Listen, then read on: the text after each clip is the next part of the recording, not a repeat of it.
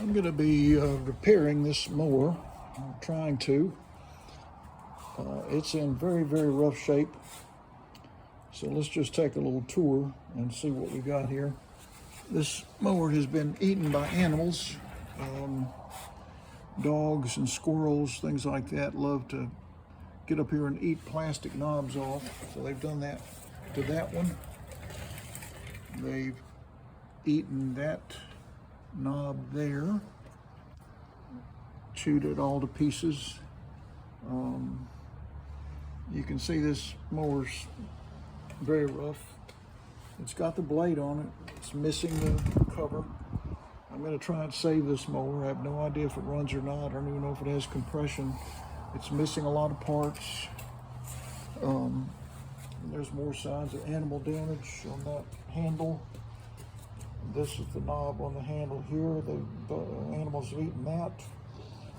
They've also tried to eat the part that, what I call the holster that holds the cord. And somewhere in this mower's life, I think it was in someone's inventory, repair shop. That's what that number probably means. Or it was owned by a business, and that was the inventory control number.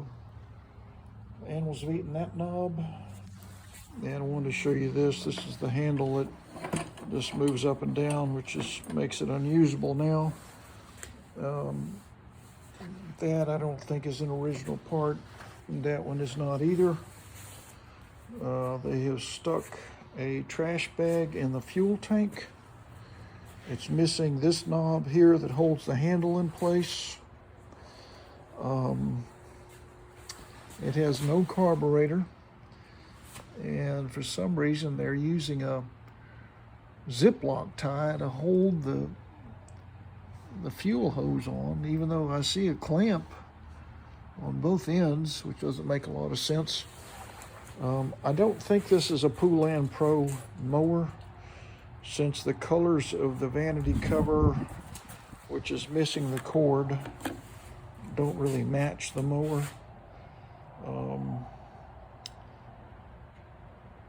So was probably worked on in a shop. And I have not checked the oil in this mower. Like I said, I don't know if it has compression or not. So let's tilt it back, which is what I like to do with these mowers instead of turning on their side. Okay, that one seems pretty balanced now. I wanted to show you what's underneath. And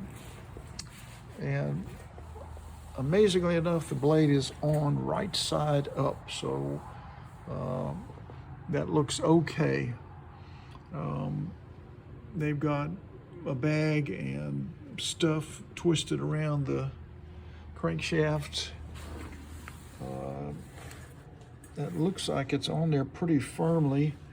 I do see one problem right here. You see this right here? See that gap?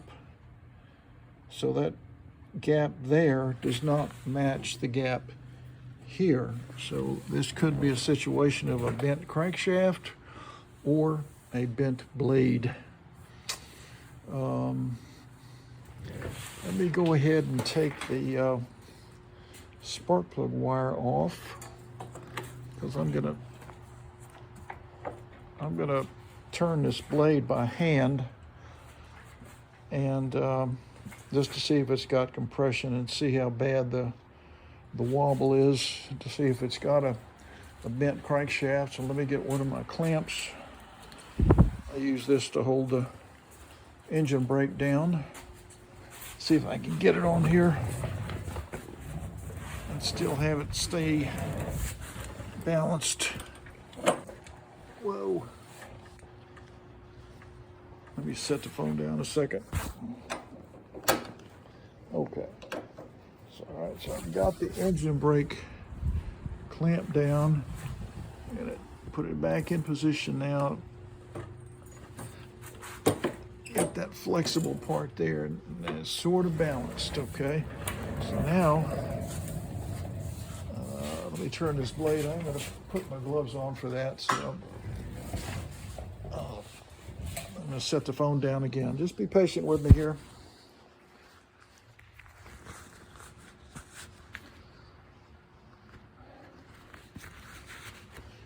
All right, all I'm trying to do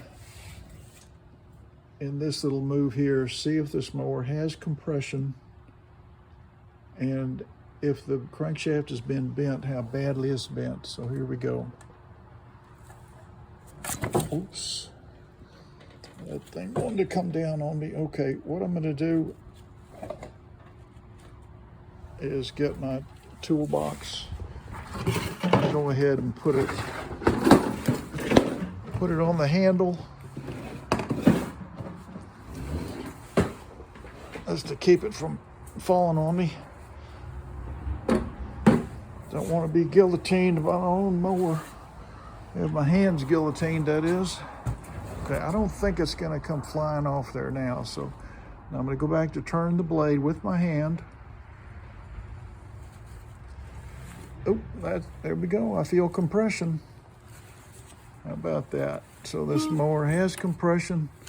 There you see it again. Has good compression. All right, let's see how the blade looks now. So it's almost touching over there. Then we go around this way.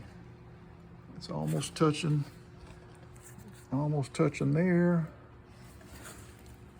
Almost touching there. Huh. All right.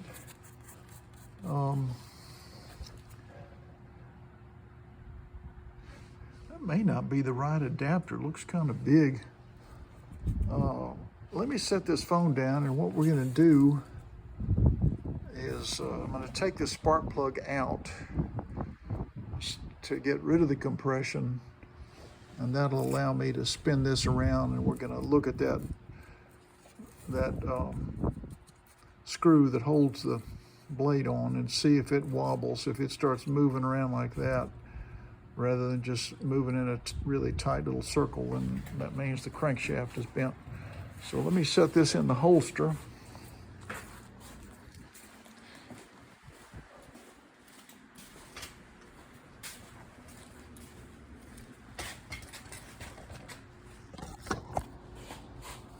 Well, that's photographing into the light, which is not great. So I don't think you can be able to see that real well.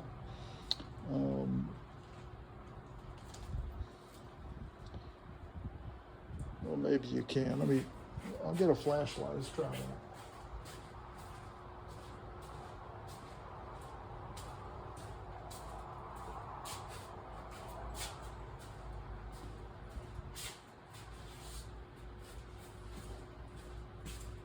I'm going to take the spark plug out now. Get the spark plug wrench.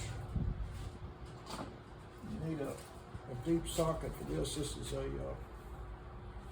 spark plug wrench designed for that, and it is. Let's see if it had a measurements on there, but it doesn't. It's a spark plug wrench, though I know it fits. So let's see here. Oh, the spark plug is loose. This thing is really going to have good compression then, because the spark was loose and it still had good compression. I'm going to take this off where I can spin this with my fingers. I'm just getting the spark plug out so it won't have compression. I've got to turn this blade. The spark plug looks pretty good. Now,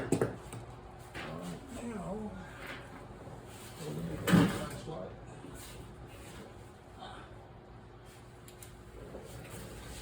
That's going to help or not, but I hope you guys can see that. I'm watching this screw to see if there's a bunch of wobble or not.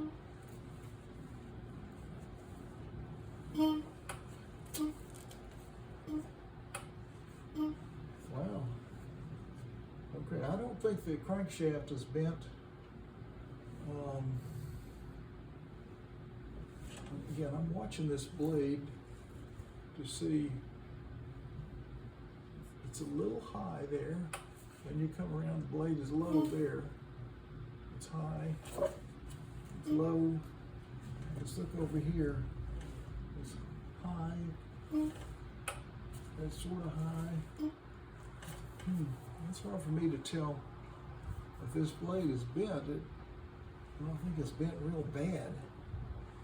It could be something going on with that adapter if it's the wrong size. So let me get my blade block on here. Just a C-clamp and 2 pieces of wood. And we're going to take this blade off and look at it. See if it looks bent. The crankshaft doesn't appear to be bent, so it might be the blade.